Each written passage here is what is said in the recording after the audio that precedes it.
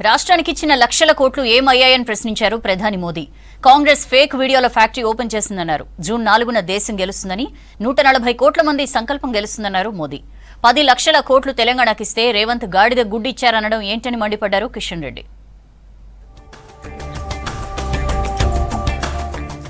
Modi guarantee అంటే అభివృద్ధి భద్రతకు గ్యారంటీ అన్నారు ప్రధాని. 10 ఏళ్లలో దేశం ఎంతో అభివృద్ధి చెందిందని తెలిపారు. 10 ఏళ్లలో తెలంగాణకు పంపిన లక్షల కోట్లు ఎటుపోయాయని ప్రశ్నించారు. మత ఆధారిత రిజర్వేషన్లు దేశానికి మంచిది కాదన్నారు. మోదీ చౌకీదారుగా ఉండగా ఎవరి హక్కులు లాక్కోలేరని చెప్పారు మోదీ. నారాయణపేట బహిరంగ సభలో ఈ కామెంట్స్ చేశారు మోదీ. మోదీకి గ్యారంటీ మతలబ్ వికాస్ కి గ్యారంటీ.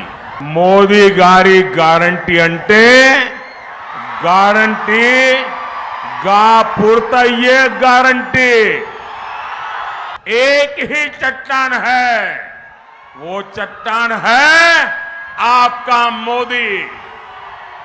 కాంగ్రెస్ ఫేక్ వీడియోల ఫ్యాక్టరీ ఓపెన్ చేసిందన్నారు ప్రధాని మోదీ. కాంగ్రెస్ కు హిందుత్వం, హిందూ ప్రజలంటే పడదన్నారు.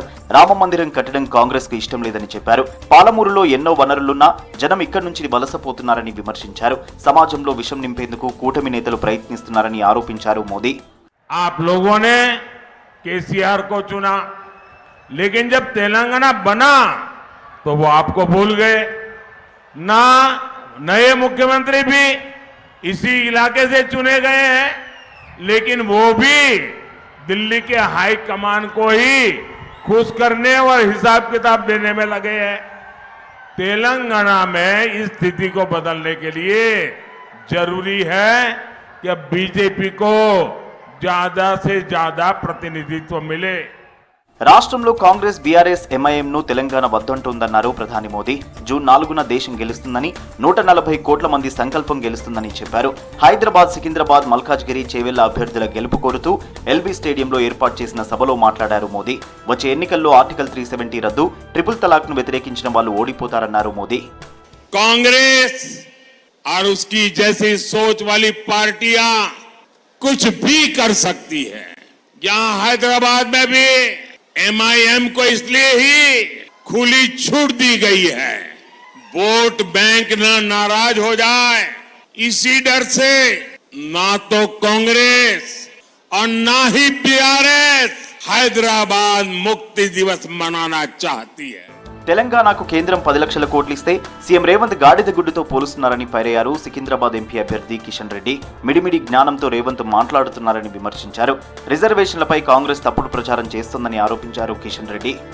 ఎంఎంటీఎస్ ట్రైన్లు కావచ్చు, వందే భారత్ ట్రైన్లు కావచ్చు, ఈ ప్రభుత్వము మరి అనేక రకాలుగా నరేంద్ర మోడీ గారి నాయకత్వంలో 9 లక్షల కోట్లకు పైగా ఈ తెలంగాణ కోసం ఖర్చు చేస్తే ఈరోజు రేవంత్ రెడ్డి మిడిమిడి జ్ఞానంతో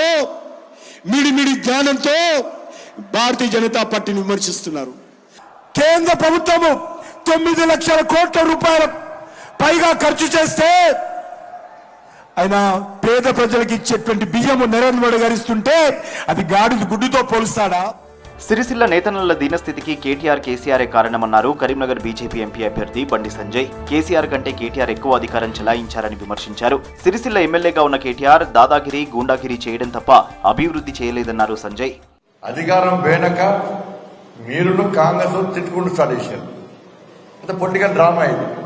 ఎందుకంటే గతంలో బీఆర్ఎస్ ఏమి చేయలేదని చెప్పి ప్రజలు గుర్తించకుండా ఉండడానికి కాంగ్రెస్ పార్టీ సహకరిస్తుంది బీఆర్ఎస్ పార్టీకి.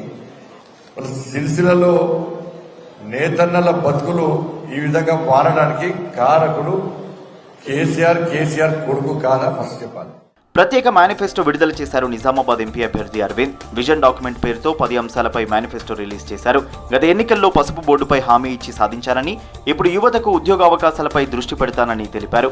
గల్ఫ్ కార్మికులు, బీడీ కార్మికుల సమస్యల పరిష్కారానికి కృషి చేస్తానన్నారు అరవింద్. బోర్డు మీద అయితే ఏ రకంగా ఫోకస్ చేసినామో ఈసారి ఎంప్లాయ్మెంట్ జనరేషన్ మీద ఫోకస్ చేస్తాము. ఏ రకంగా చేస్తాము, ఎట్లా చేస్తామో, మన ప్రాంతంలో స్కోప్ దేనికి ఎక్కువ ఉన్నదో మేజర్ దీంట్లో ఉంది. భారతీయ జనతా పార్టీ రూల్డ్ స్టేట్స్లో ఇవేం పెద్ద సర్ప్రైజింగ్ కాదు, ఇవన్నీ జరుగుతూ ఉంటాయి. రేవంత్ రెడ్డి గారు గుజరాత్ మోడల్ గురించి మాట్లాడినరు. సో ఇదొక ప్రణాళిక గుజరాత్ మోడల్. ఎన్నికల నిబంధనల ఉల్లంఘనలపై కరీంనగర్ ఎంపీ అభ్యర్థి బండి సంజయ్కి నోటీసులు జారీ చేశారు మున్సిపల్ అధికారులు. రేపు కరీంనగర్ మున్సిపల్ కమిషనర్ ఎదుట హాజరు కావాలని నోటీసుల్లో తెలిపారు. శ్రీరాముని పేరును ఎన్నికల్లో వాడటం, మత విద్వేషాలు రెచ్చగొట్టేలా మాట్లాడటం, మంత్రి పొన్నం ప్రభాకర్ తల్లిని ఉద్దేశించి సంజయ్ చేసిన వ్యాఖ్యలను కోట్ చేస్తూ వచ్చిన ఫిర్యాదుపై నోటీసులు ఇచ్చారు.